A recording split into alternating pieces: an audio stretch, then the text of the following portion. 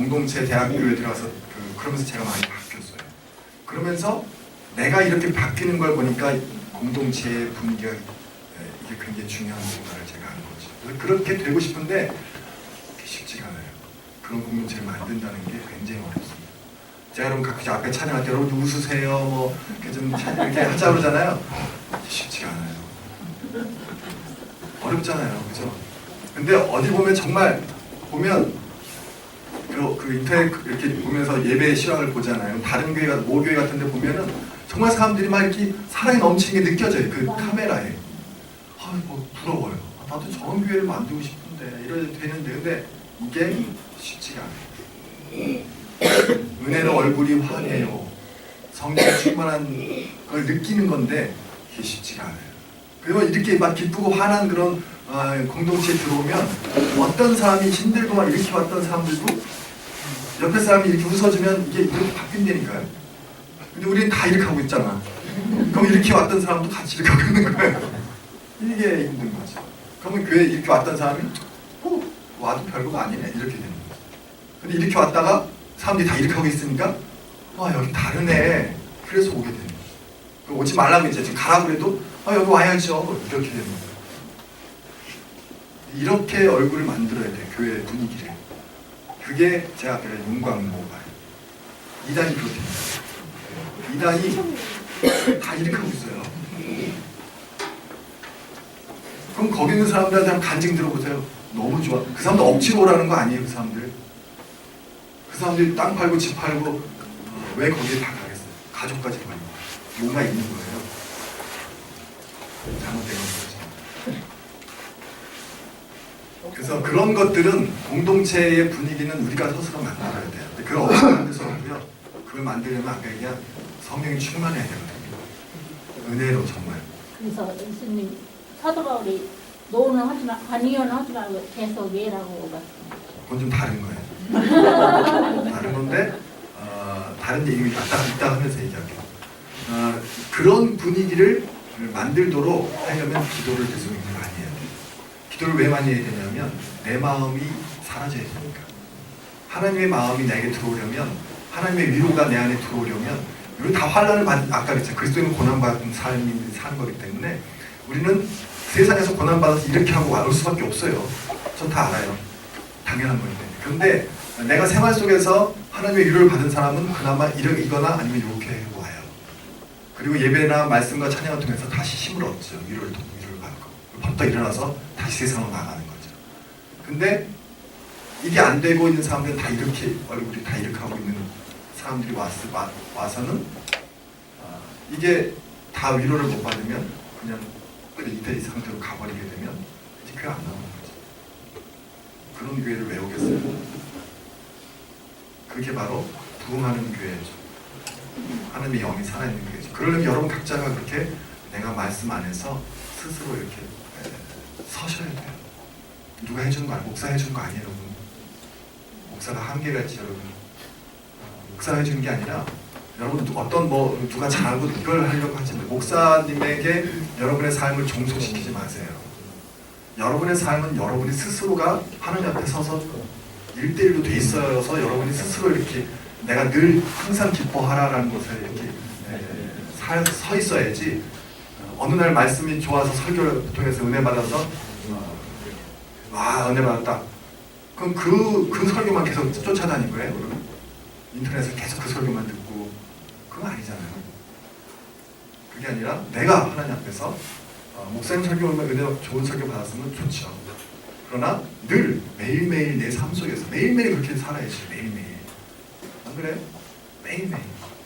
그러면 내가 게이지가 올라가는 거죠. 나의 성숙도가 올라가는 거죠. 이렇게. 그러면 내가 그 성숙도가 올라간 사람이 세상에서 살아가는 거예요. 그런 사람들이 저 사람 좀 다르네 라는 거죠. 근데 이게 안 된 사람이 나는 교회에 그리스도인이네 라고 예수쟁이다라고 생각하고 살아가는데 이게 기준이 게이지가 충족이 안 되면 좀 아닌 것 같은데 이렇게 되는 거죠. 이해가 되시죠? 아니 이 말씀하고 다르게요. 여기 보니까 인부에 대한 얘기가 있어서 아까 지금 마게도냐에서도 어려웠다. 엄청 어려웠다. 근데 거기서도 헌금을 받고 고린도에서도 여기 이 사람들을 본받아서 너희들도 좀 해라. 내가 다 데리고 갔을 때 부끄럽지 않게. 그럼 이 연보들을 받아서 그럼 여기 다 예루살렘에 보냈다는 건가요? 네. 그럼 그 예루살렘 그리스도의 땅에 그 지금 마게도냐도 어려운데 예루살렘은 엄청나게 어렵다는 얘기인가요? 그러나 기근이 들었기 때문에 엄청나게 힘든 거죠. 그러니까 우리가 일단 이건 이따가 헌금하면서 한번 얘기할게요. 오늘 여러분 좀 늦어도 되겠어요? 한 15분이나. 네. 오늘 우리가 2시간을 해도 늘 모자라요. 우리는. 난 늘 하고 싶은 걸 늘 못해요. 그게 뭐냐면 이렇게 충분하게 한 30분에서 1시간 정도 여러분하고 같이 이렇게 편하게 얘기하고 싶은데 그걸 항상 이거 하느라고 모자라요. 이해를 여러분 좀 하시고 좀만 더 하더라도 양해를 부탁드리겠습니다. 급하신 분은 그냥 가셔도 괜찮겠습니다. 괜찮아? 네. 자, 사도의 직분은 십자가에 달려 죽으시고 부활하신 예수는 사도의 연약함 속에서 능력을 발휘하는 역사적인 활동을. 그래서 부활하신 예수가 아까 약할 때 강함이 되신다. 나의 약함을 충분히 이겨내실 수 있도록 하는 게 하나님의 능력이다. 그러니까 내게 있는 가시를 없애달라고 하기보다는 그 가시를 통해서 오히려 더 나에게 하나님의 진주가 될 수 있도록 하는 하나의 작은 문제일 것이다. 모래에 불과하다는 거죠. 하나님 부르심을 받은 사도로서 바울이 전한 복음의 내용은 예수 안에서 일어난 하나님의 화해이고 사도의 직분은 이 화해의 사건을 전파하고 하나님의 은혜를 받아들이고 촉구하는 것이다. 바울이 말한 진정한 사도의 모습, 사도는 하나님의 부르심을 받은 자로서 예수 그리스도 안에서 일어난 하나님의 화해 사건을 말씀을 전파하는 사람이고, 두 번째, 어느 경우에도 자기를 내세우거나 자기의 유익을 구하지 않고 복음을 위하여 온갖 박해와 고난을 기꺼이 감당하는 사람이다. 바울 자신이 그 진정한 사도의 길을 걸어갔다. 그러니까 자기를 내세우거나 유익을 구하지 않고 복음을 위해서 온갖 박해와 고난을 기꺼이 감당하는 사람이다 라고 하는 것. 자, 이렇게 보고 고린도후서 1장 한번 더 스킵하면서 중요한 것들만 이렇게 13장으로 구성되어 있는데, 우리가 아까 1장에서 읽어봤듯이 거기에 보면 바울이 아까 제가 얘기했죠? 우리가 저를 한번 다시 한번 봐주세요. 나는 사도다라는 거예요. 나는 사도다. 그리고 나는 사도고 그렇기 때문에 고난받고 환난을 받았다. 그러나 그 환난받은 것이 끝이 아니라 위로를 통해서 내가 다시 세움을 받았고, 거기서 나 이렇게 살았다가 아니라 이제 여러분들, 교인들, 고린도 교회 여러분들이 그 위로받은, 나에게 위로를 받은 사람으로서 다른 많은 환난을 당한 사람들을 위로하는 자가 되라라는 거예요. 거기에 방점이 있는 거예요. 그래서 이 구조가 있어요. 하나님, 사도 바울, 그리고 하나님의 사도 바울로서 일꾼이 서 있는 거죠. 사도는. 그리고 역시 그 밑에 교회.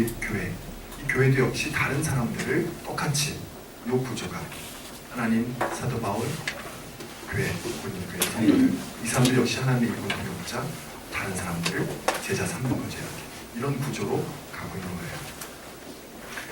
자, 그래서 1장 아까 얘기했던 내용들 7절에 너희를 위한 우리의 소망이 견고함은 너희가 고난에 참여하는 자가 된 것 같이 위로해도 그러할 줄을 아니라.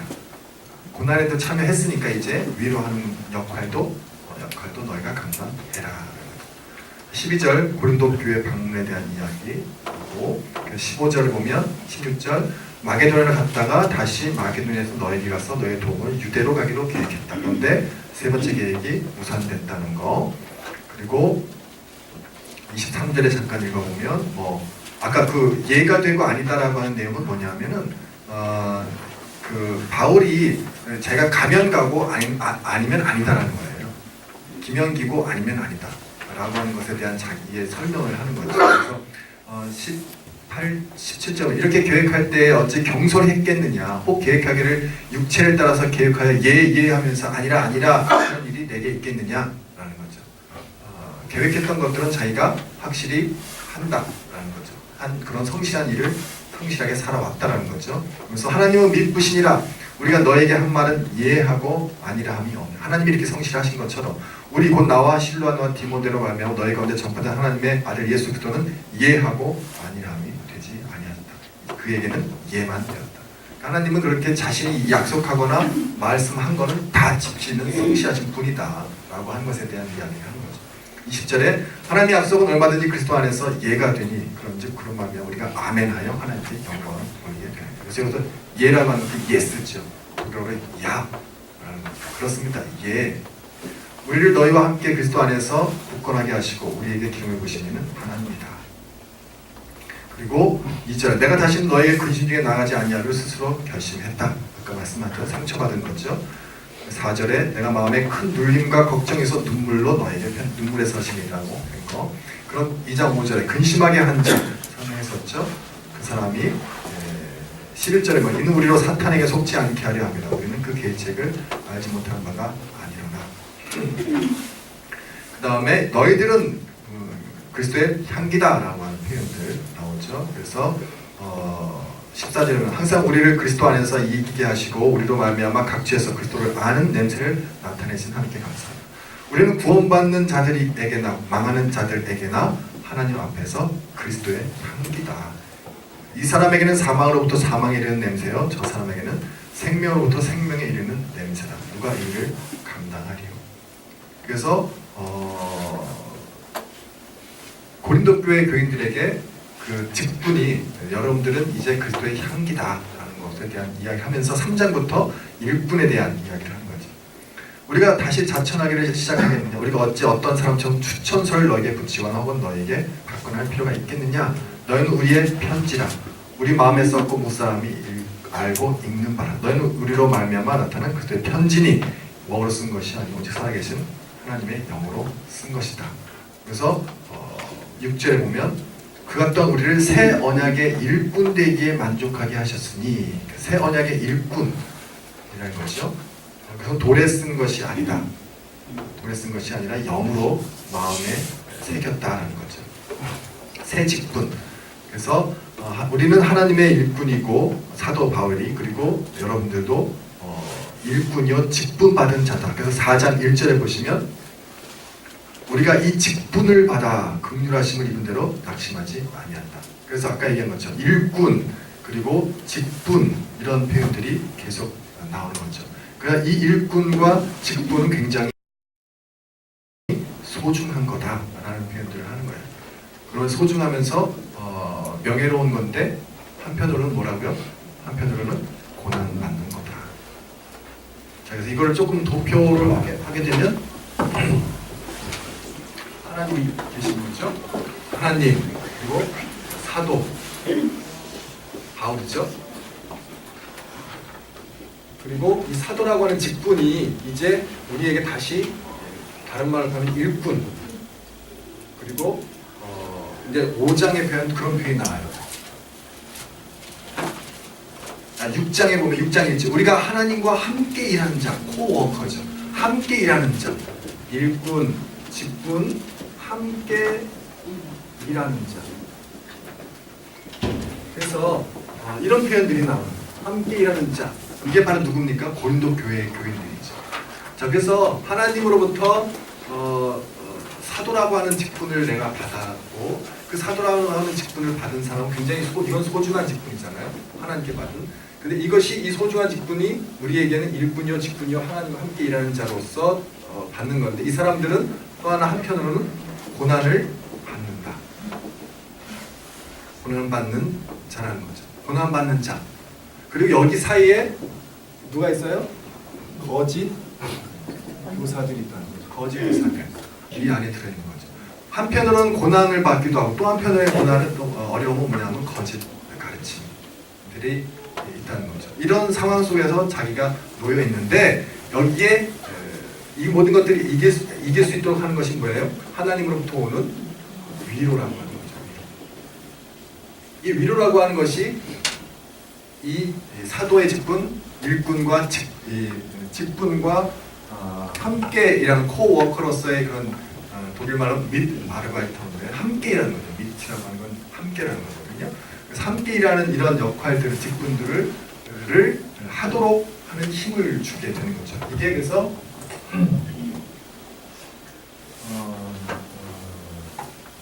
다른 말로 고린도 교회 교인들 우리들도 마찬가지라는 거예요. 이게 오늘날의 우리의 컨텍스트에서 해석하면 바울은 지금 이 편지를 통해서 고린도 교회의 교인들을 일꾼으로 삼기를 원하는 거예요. 위로하는 자로 세우기를 바라는 거죠. 오늘 우리가 읽으면 그 사람들만 우리가 되어야 되고 그들의 향기가 되어야 되고 그들의 편지가 되어야 되는 거죠. 우리가 저나 여러분들이 그런 역할을 감당하기를 원해서 이 편지를 쓰는 거예요. 너는 그리스도의 향기라라고. 그러려면 아까 얘기한 것처럼 일정한 우리가 그리스도인으로서의 수준과 그들이 세상 사람들이 원하는 기준에 우리가 넘어가야 되는 거죠. 자, 그래서 4장 이 직분을 받았으니 중요한 건 이 직분을 받은 사람들이 어떻게 해야 되는 거냐라는 거죠. 첫 번째로 아까 말했던 낙심하지 말아야 한다라고 이야기. 낙심하지 말고 그 다음에 4장 8절에 보면 사방으로 우겨쌈을 당하여도 쌓이지 아니하며 답답한 일을 당하여도 낙심하지 아니하며 박해를 받아도 버림받지 아니하며 거꾸러뜨림을 당하여도 망하지 않으며 예수의 항상 예수의 죽음을 몸에 짊어짐은 예수의 생명이 또한 우리 몸에 나타나게 하려 합니다. 그러니까 굉장한 역설이에요. 굉장한 역설이죠. 내가 지금 말한 것처럼 사방으로 우겨쌈을 당했는데 쌓이지 않고 답답한 일을 당해도 낙심하지 않고 박해를 받아도 버림받지 않고 거꾸러뜨림을 당해도 망하지 않고 예수의 죽음을 몸에 지었는데 예수의 생명이 우리 삶에서 드러나고 굉장한 역설이잖아요. 이게 신비입니다. 기독교의 신비고 기독교의 강한 생명이 되는 이유죠. 잡초처럼 밟아도 다시 일어나고 욕을 먹어도 다시 오뚜기처럼 다시 일어나는 거죠. 그래서 그런 표현들, 그러니까 고린도 전서 한번 가볼까요? 고린도 전서, 이게 고린도 후서인데 고린도 전서 10장 13절 한번 가보세요. 고린도 전서 10장 13절.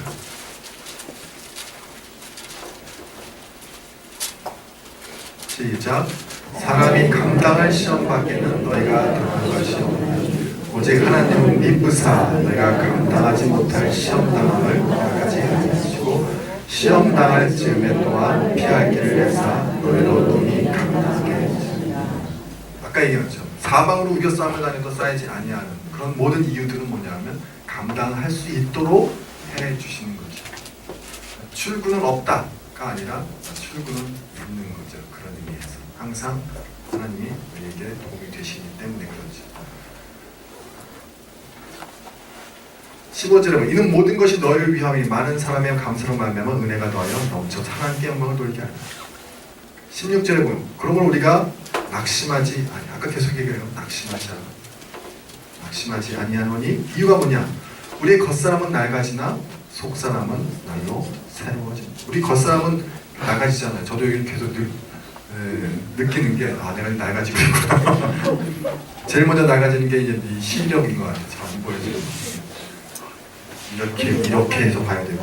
중간에 죄송해요. 네. 그 앞에 12절에 그런즉 사망은 우리 안에서 역사하고 생명은 너희 안에서 하느니라. 예, 중요하지. 네. 사망은 우리 안에서 역사하는 건 뭐냐면요, 그 고난당하고 힘든 거를 말하는 거예요. 내가 힘들고 고난당하고 그걸 이제 사망이에요. 내가 예수께서 사망, 죽음을 짊어지심으로 인해서 우리가 살아나는 거죠. 그가 찔림은, 그 당함. 우리를 살리기 위한, 우리를 자유케 하는 거기에서 우리 안에서 역사하고 그 말씀. 그런 거죠. 그래서 바울이 그런 예수의 죽음을 그가 고난을 당하지만 그것은 너희를 살리기 위함. 굉장한 역설이에요. 내가 죽음으로 미랄이 죽어서 생명을 수만의 생명을. 그래서 우리 속사람은 날로 새로워진다. 우리가 잠시 받는 환난의 가벼운 것이 경한 것이 지극히 크고 영원한 영광의 무거운 중한 것을 우리에게 일으킵니다. 그래서 지금 환난 당하고 있지만 이건 잠시다. 찰나라고 합니다. 우리가 지금 느끼기에 아이고 이렇게 그냥 힘드냐라고 하는 게 잠시라는 거예요. 잠시의 환란입니다. 이 잠시라는 것은 왜 잠시냐면 영원이라고 하는 시간의 개념에서 놓고 보자면 영원이라고 하는 시간의 개념에서 놓고 보면 그것은 짧은 것이 될 수 있겠죠.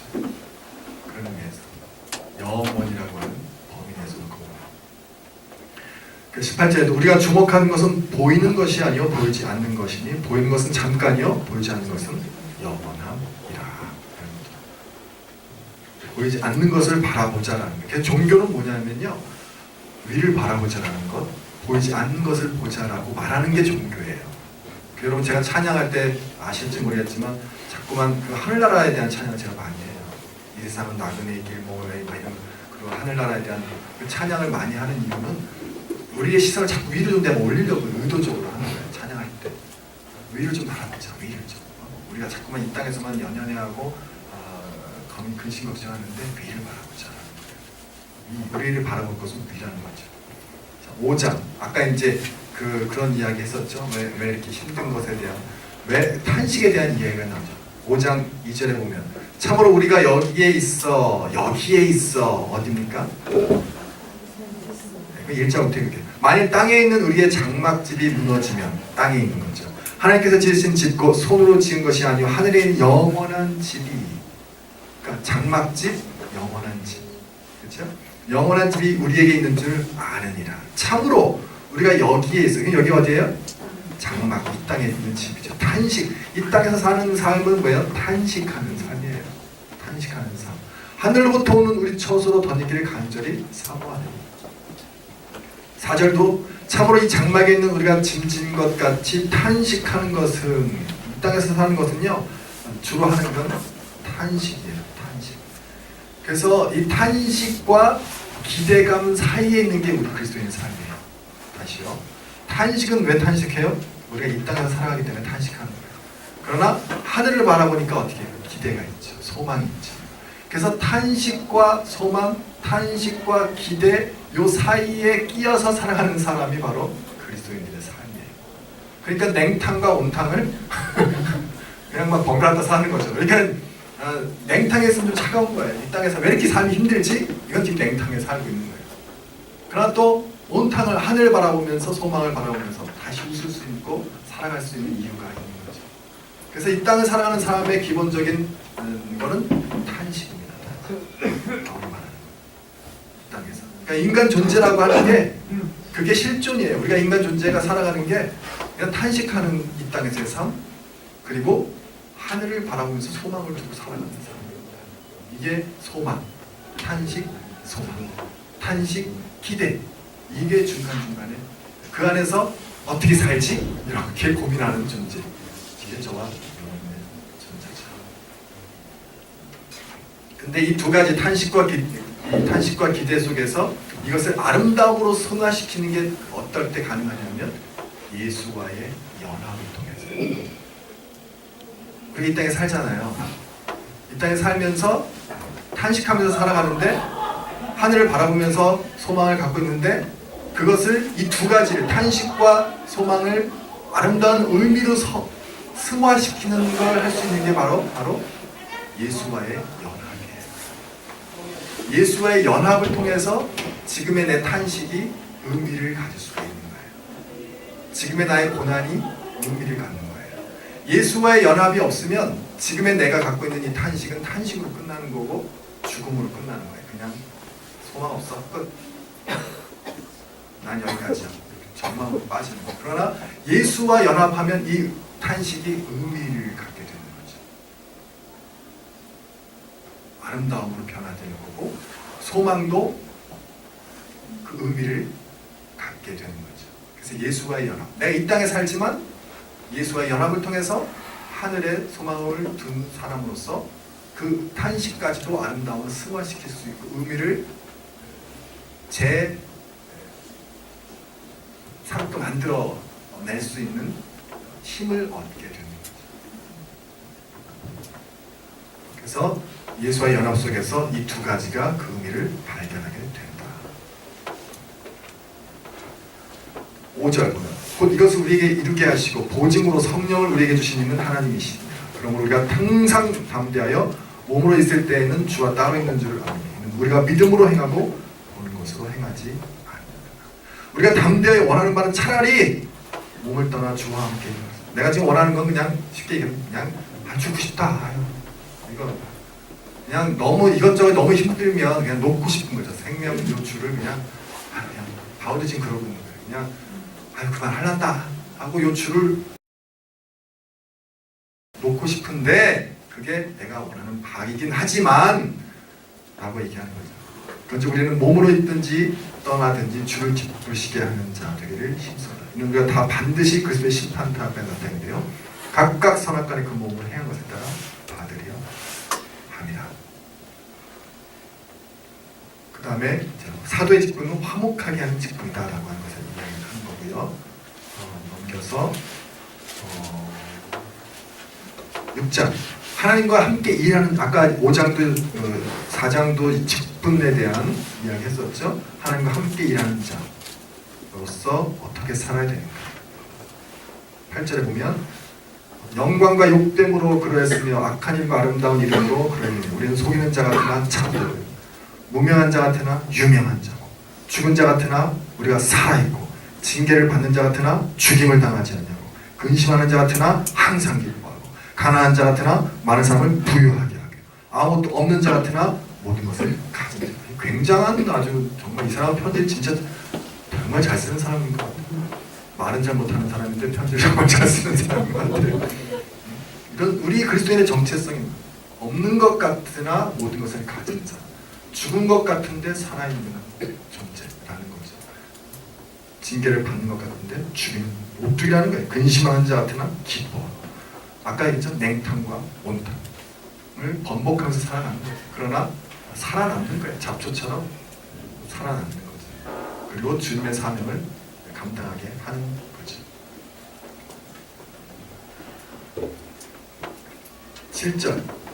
7장 그런데 사랑하는 자들아 이 약속을 가진 우리는 하나님을 두려워하는 가운데서 거룩함을 온전히 이루어 육과 영의 온갖 더러운 것에서 자신을 깨끗이. 그래서 거룩함의 목적이 뭐냐? 거룩함의 목적은 그리스도의 모형 안에서 믿는 자들의 변형이 이루어지는 거예요. 거룩함의 목적이라는 건 그리스도의 모형 안에서 믿는 자들이 변형하는 것. 그러니까 우리의 모델 예수라는 거죠. 그래서 거룩하다라고 하는 것은 목소리가 굵어지는 게 거룩한 게 아니라 하나님 앞에서 어떤 보여지는 것이 아니라 성경을 꼭 이렇게 끼고 이렇게 하는 그런 외적인 모습이 아니라 거룩은 예수를 닮아가는 게 거룩이에요. 그러니까 여러분의 삶을 좀 다르게 좀 생각하시면 돼요. 예수처럼 살아가는 게 거룩한 겁니다. 예수라면 어떻게 할까? 예수라면 어떻게 할까? 내가 물론 주일날 내가 가운을 그 목사님들과 이렇게 장로들 가운을 입지만 가운을 입는다고 거룩해 보이는 게 아니라 예수님처럼 살아가는 삶이 거룩한 거라. 실제로. 그렇죠? 거룩에 대한 것은 그리스도의 모형 안에서 내가 믿는 사람들이 변화되는 것이 거룩합니다. 7장 아까 디도에 대한 이야기고 8장 9장 이제 헌금에 대한 이야기예요. 8장 9장 연보 마게도냐 교회들에게 막 이렇게 하는데 9절에 우리 주 예수 그리스도의 은혜를 너희가 알거니와 부유하신 이로서 너희를 위하여 가난하게 되심은 그의 가난함으로 말미암아 너희를 부유하게 하려 하심. 아까 했죠? 죽음을 내가 사망을 내 몸에 있는 것은 생명을 너희에게 주기 위함이다. 이런 가난하게 된 것도 너희를 부유하게 하기 위함이다. 그래서 14절에 이제 너희의 넉넉한 것으로 그들의 부족한 것을 보충함은 후에 그들의 넉넉한 것으로 너희의 부족한 것을 보충하여 균등하게 하려 함이라. 이런 거죠. 그래서 이런 연보에 대한 이야기들은 9장에서도 계속 이야기하는데 9장에서도 보면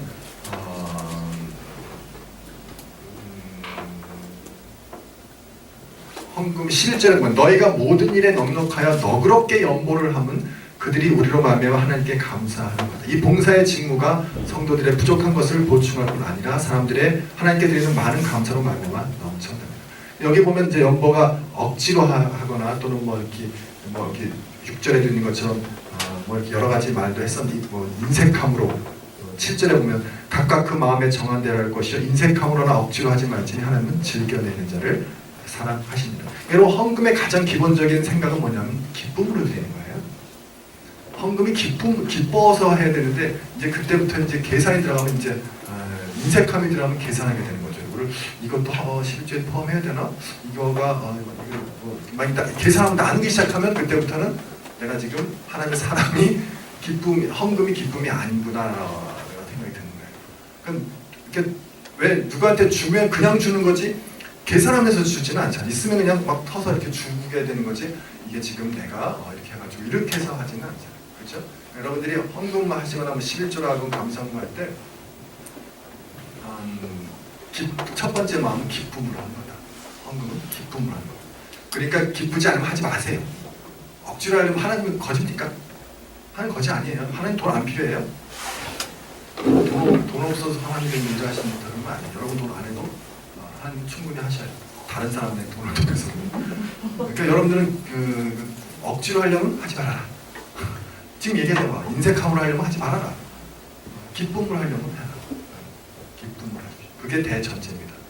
헌금은 기쁨으로 하는 거다. 억지나 인색함으로 하려면 하지 말아라. 아셨죠? 이거 아니면 여러분이 알아서 다 계산할 수 있겠죠. 생각을 할 수 있겠죠. 이해가 돼요? 안 돼요? 헌금 얘기가 나오면 좀 이렇게 좀 슬퍼요. 그래서 대학교 때부터 저는 11조를 했거든요. 11조를 하는 게 해라서가 아니라 하고 싶었어요. 고맙고 감사해서 하나님께 드리는 게. 아직까지 12조까지는 못하겠는데 11조는 기쁘게 그때부터 계속 하고 있는데 왜냐하면 사랑에 대한 표현이잖아요. 감사하는 게. 그거에 대해서 여러분들이 쥐연금이든 감사헌금이든 여러분 감사함 기쁨으로 하시면 좋겠다. 11장 거짓 사도들의 이야기입니다. 어리석은 것을 용납. 이거 11장을 바보 편이라고 불러요. 그래서 나의 좀 어리석은 거, 바보를 좀 용납해라. 이렇게 표현하죠. 근데 16절에 보면 이런 표현이에요. 나를 어리석은 자로 여기지 말아라. 이렇게 표현해요.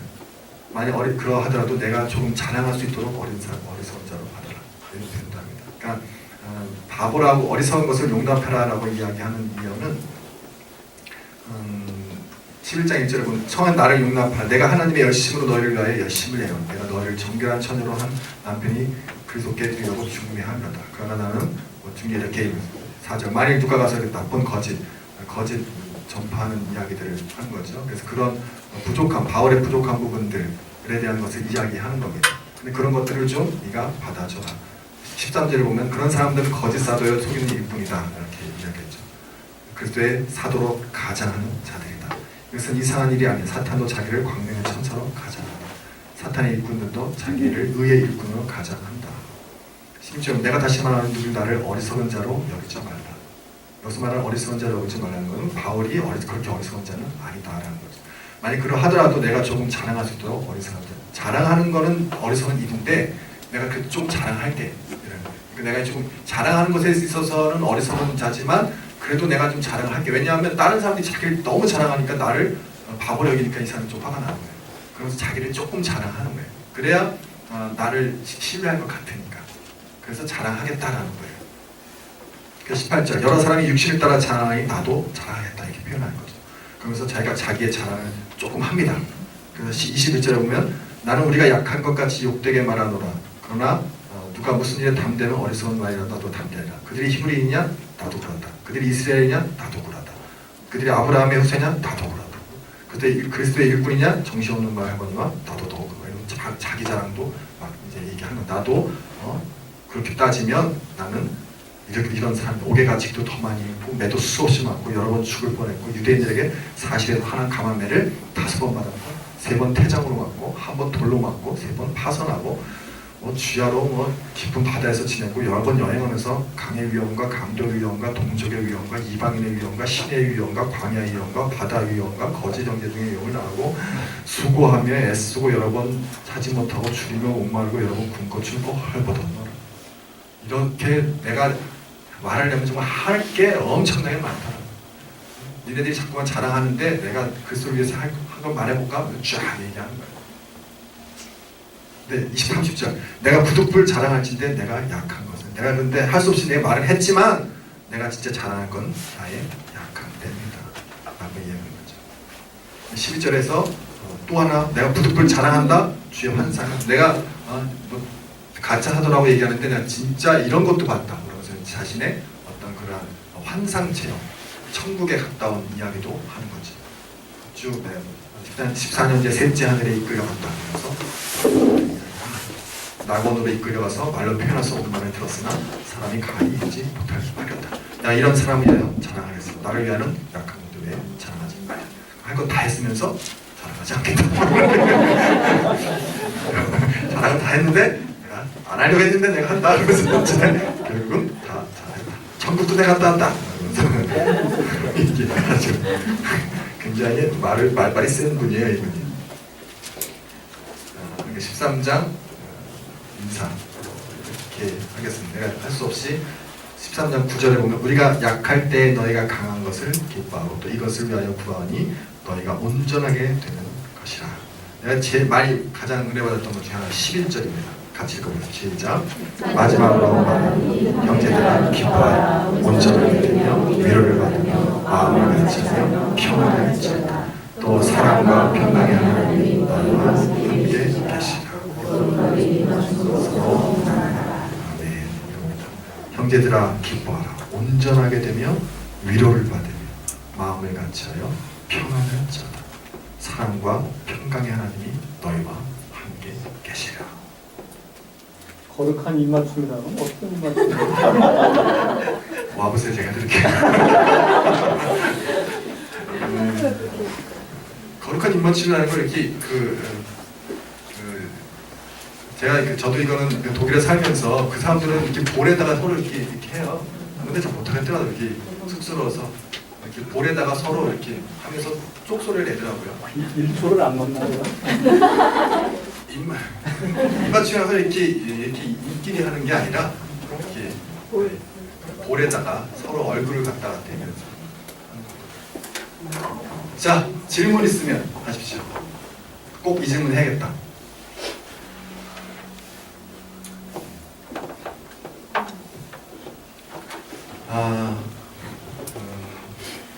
고린도후서 어떠셨어요? 잘 이해가 되셨어요? 그죠? 바울이 고생을 정말 많이 했는데 나는 사도다. 그리고 고난받는 삶을 선택했고 하나님의 위로로 이 모든 직분을 잘 수행한다. 하늘과 땅에 있는 중간에 탄식과 기대 속에서 살아가는 존재. 여러 가지 이야기들을 함께 나눴습니다. 고생 많으셨고요. 늘 아쉽지만 여기서